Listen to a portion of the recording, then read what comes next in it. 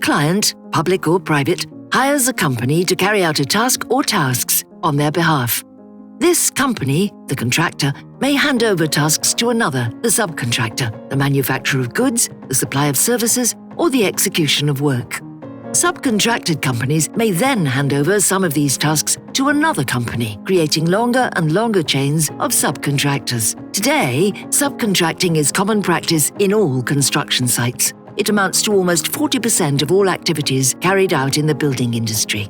Subcontracting may have its uses: to hire a specialist or know-how not available in-house, transparent construction sites with limited tiers in the chain, correct wages paid, and workers are fully covered by the applicable collective agreement.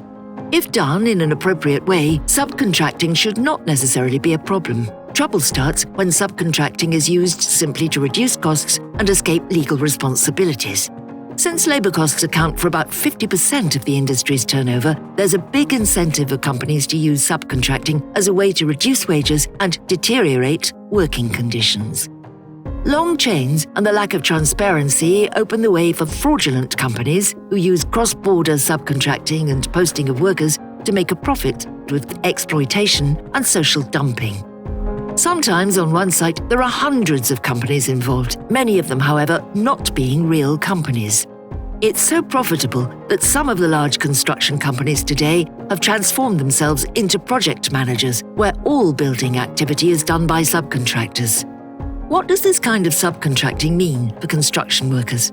Low wages, long working hours without breaks, time off or overtime pay, working in unsafe and unhealthy conditions without proper protection.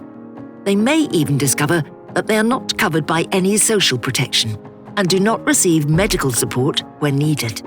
Posted and migrant workers are in a particularly vulnerable situation and often risk severe exploitation.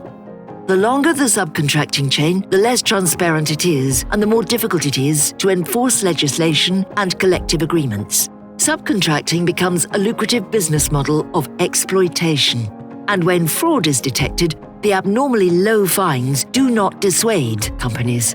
The connection between long chains of subcontracting, social dumping, and labour crime is clear, sometimes leading to situations of modern slavery. In some countries, there are specific provisions to fight against mafia intrusion in construction. Other countries have banned employment agencies in construction, often associated with gangmasters and fraudulent schemes. Many member states have liability schemes in which the main contractor takes responsibility in case something goes wrong. In all member states, posting and subcontracting are considered as a risk factor by the labour inspectors. It is time for the European Commission to act. We need new and effective legislative proposals. Direct jobs, limit subcontracting, full equal treatment of workers in the subcontracting chain, ban intermediaries in the context of posting, and no public money for exploitation of workers.